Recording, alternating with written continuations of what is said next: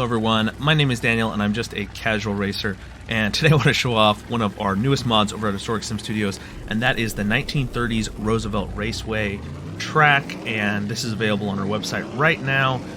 It's our first paid mod that we've released, and it was led by our Director of Track Development over at Historic Sim Studios 42. He's done a fantastic job with the detailing and just helping to lead the development of this project for us. And I just want to show this off. This is definitely not unbiased. This is a very biased preview of something that I'm very proud of. And just got a mix here of a couple different 1934 cars as well as the 1932 Studebaker IndyCar. I am driving the 1934 Maserati 8CM, which is a car we just recently pushed out a massive update, both visually and in terms of physics and other features. So that's available currently in early access in our Patreon, and really cool. The Studebakers also received an update just this last week. And then of course you can purchase Roosevelt Raceway for $4.99 from our store. If you're a supporter, there is a discount code that you can use, and the track is only $3.99 if you use the discount code. And so just a lot of fun racing on this track. This is the 1936 version, of course, hosted the Vanderbilt Cup, but it's in 1936, and then also the second version of the track in 1937. The 1936 version of the track is quite different. First of all, it's more of a hard-packed dirt surface, and also the layout is much more twisty. And so that is one thing that you are going to notice when driving this track, and it definitely is its own challenge. You know, this track, Roosevelt Raceway, was really a circuit almost before its time. If you look at like a Barcelona, for example, or other tracks in that style, perhaps even like a Hungaroring, where the track, the road circuit, is laid out in front of the main grandstands so that you can see much of the circuit. That was the way Roosevelt was. It's also got many safety features, which for the 1930s were crazy. You know, guardrails all around the circuit, you know, walls on the banked corner for the 1937 version of this layout, and it just was a bit too advanced, I think. Especially the 1936 layout, being rather twisty, did not necessarily suit the cars of the time, which were, you know, big, huge, powerful engines, no aero, no downforce, so there wasn't a lot of grip to get through a track like this. It also definitely didn't help that in both instances, you know, foreign cars came in and just kind of stomped the American cars. So that definitely did not help.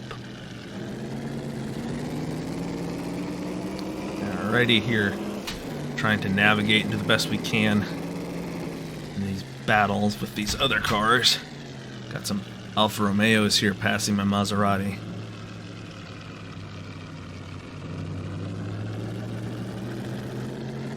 Get back past one here, at least for the moment.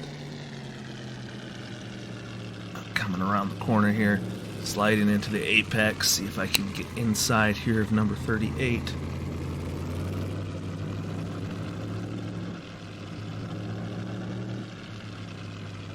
Very weaving track.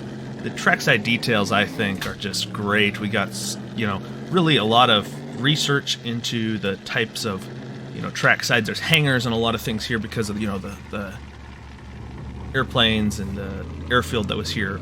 And so that is one thing that, of course, if you look outside the track, you'll notice that there's one kind of close to the track and near the backside, and one of the hangars, and then, of course, off kind of to that final corner. If you look on the distance, you'll see the airfield.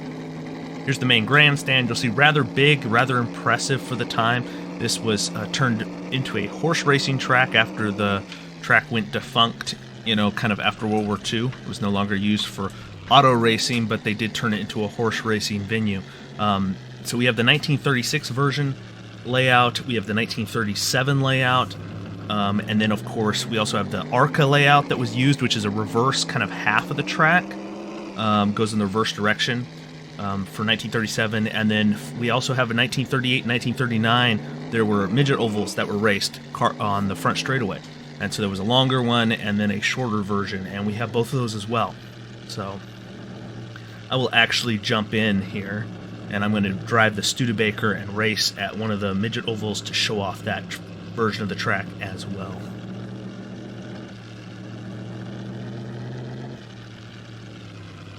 see here, trying to catch up the best I can.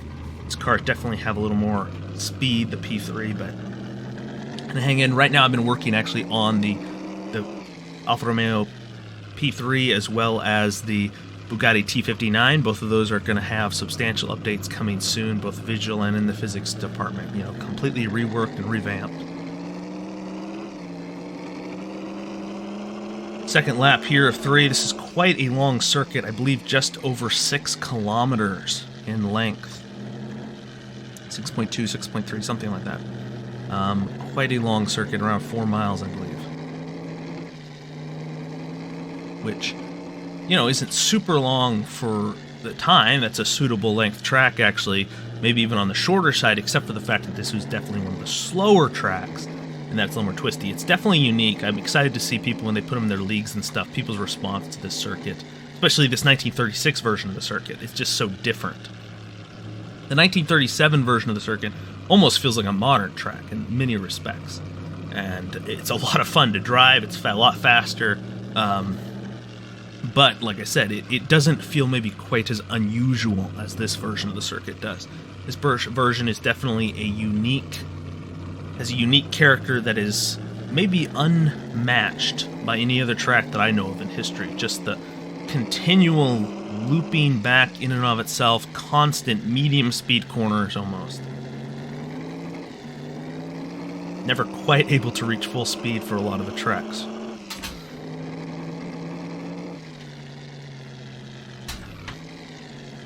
Come down here. This is obviously a little more hard packed, a little oil sprayed down here. Give some more traction to this corner.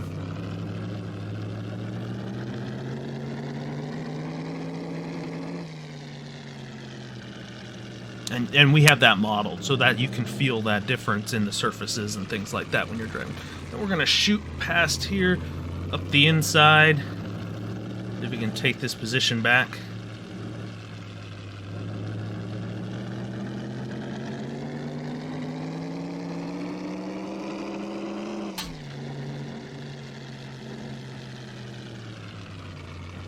Whoa, hitting the inside guardrail there.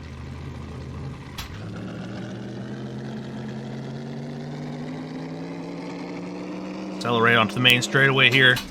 This is about to head, I believe, onto the last lap. Yeah, I just really love the details here.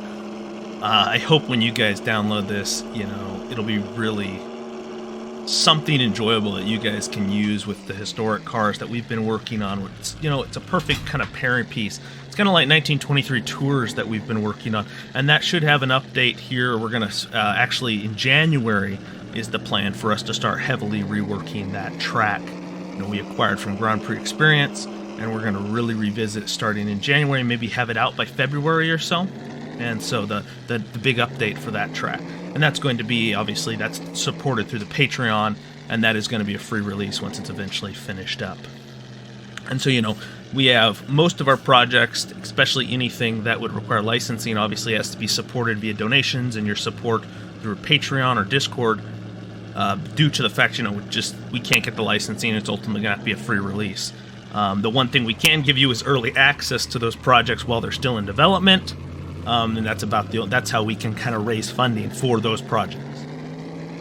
In contrary to that, of course, is Roosevelt, and that's a defunct track that we're actually, you know, spent a lot of time, you know, researching down to every detail. But of course, you also don't have to worry about some of those licensing issues, which is really great and allows us to release this as a paid project.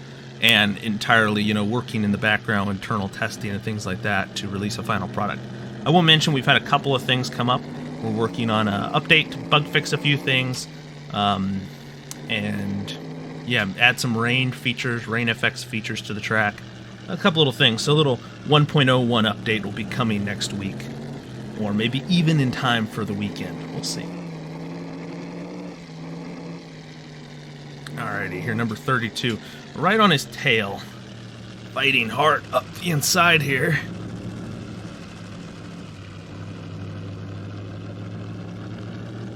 Yeah, we get the move done. Nicely done. I'm beginning to really I've done more laps around this circuit in the Studebaker than I had the Maserati. It's really starting to come together for me driving this car right now. I feel like we're starting to get some pretty good pace. Whoa, so we correct that. Oversteer, definitely got a little ambitious there on the throttle for a second. Slide it on in.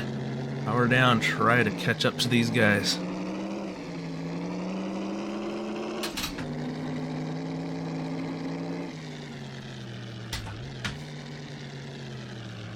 Coming on in, braking. Final couple of corners here.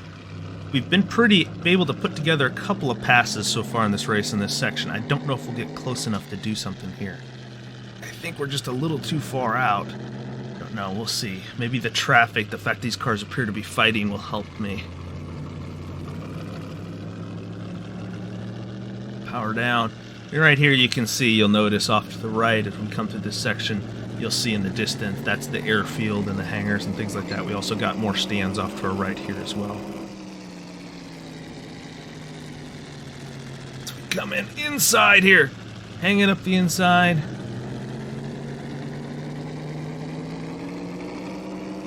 Onto the straightaway. I think we get another position here right at the very end on the final corner.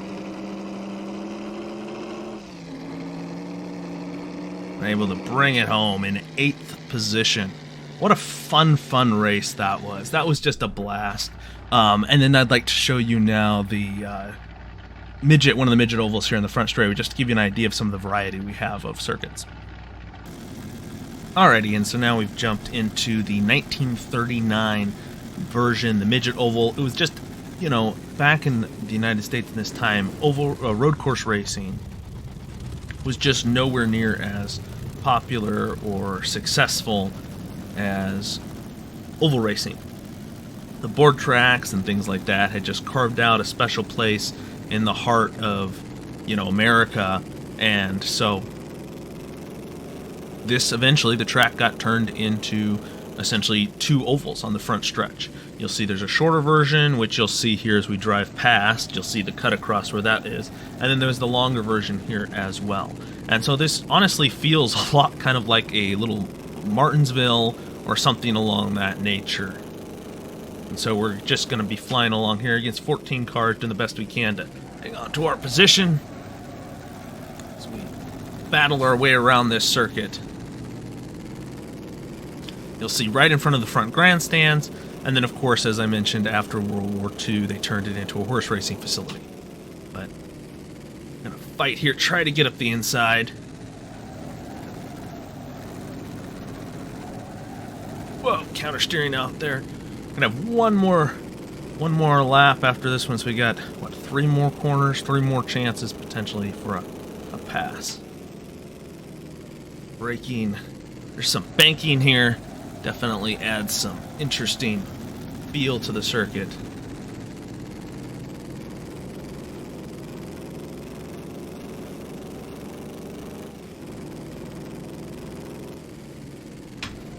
Come on in, braking as late as I could dare. We're on the inside. There's a little bit of contact. Not necessarily something unknown on a short circuit like this. We're still behind here, though.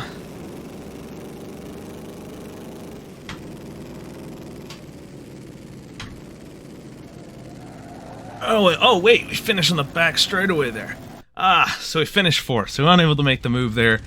But that's just another thing. And so generally overall, this is just one of those circuits that I hope you guys enjoy. I'm going to show some historical pictures here as we close this out, but I'm really just enjoying this circuit. I think we did a great job. I think 42 did a great job crafting this with help from, we had feedback from Sergio, Loro, and Tyrone Hesbrook over at Nuke Drop Tracks. All of them help out the Story Sim Studios team and, contribute in their own ways. And together, this project has just come together as, I think one of the best 1930s tracks available for Assetto Corsa, in my biased opinion. And I hope you guys enjoyed, and I hope you guys leave a comment if you'd like about the track, if you purchased it, what you think. And then, of course, feel free to check out, Story Sim Studios. We got our Patreon right now. Remember, until the end of the month, it's $2 to still sign up for everything, and then that tier is going to go away forever. It's going to be grandfathered in, You'll get just like any other champion supporter, but the $2 tier is going away on December 31st of this year, and we'll just have one tier. So if you want to jump in at that discounted rate, why don't you check out our Patreon and see if it's something you'd like to support us on an ongoing basis and get kind of that access to the cars while they're still in development, and give feedback and vote on things, and be a person kind of in our inner circle that we're looking to, help make decisions. It's a lot going on at Historic Sim Studios, and it's always great to have people who want to support what we're doing. So thanks so much for stopping by and watching this video. I hope it was helpful, but most of all, I hope that you all have a fantastic rest of your week.